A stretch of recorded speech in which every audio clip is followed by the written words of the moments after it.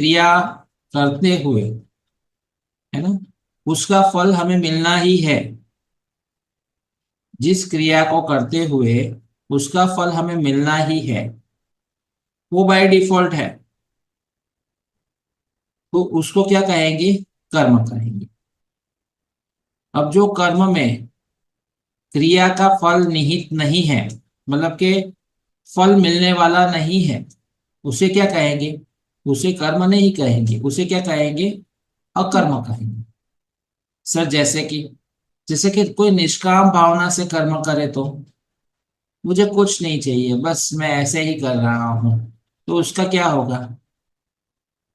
कुछ नहीं होगा। तो वो अकर्म है, निष्काम भावना से किया है।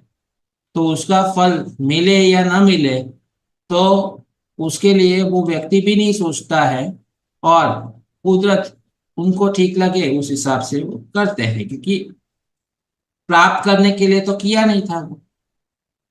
बात समझ रहे हो? जैसे कि आप अपने बच्चे का लालन पालन करते हो, तो कोई सोचेगा ऐसा कि मैं अभी उसका लालन पालन कर रही हूं, तो फिर आगे जाके मैं जब बूढ़ी होंगी तब मेरा भी वो करेगा। तो ये क्या है? कर्म है।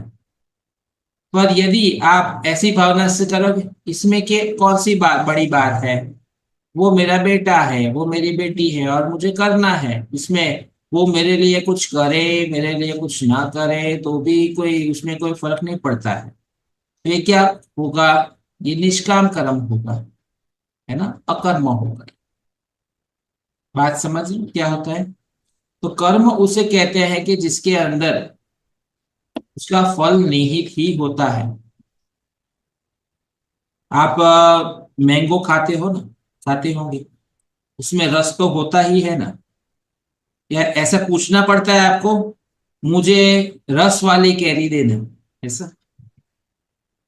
ऐसा नहीं होता है ना, कि भाई हाँ पे कैरी है तो उसमें मीठास तो होगी, कच्ची है तो खट्टा रस होगा, और पक्की है तो मीठा रस होगा, है ना? पर रस होगा, बाय डिफॉल्ट बात होती है ये। इसी प्रकार से कर्म किया है तो कर्म का फल तो मिलेगा, जैसा कर्म किया है वैसा फल मिलेगा, है ना? तो इस बात पे निश्चिंत ही रहना होता है।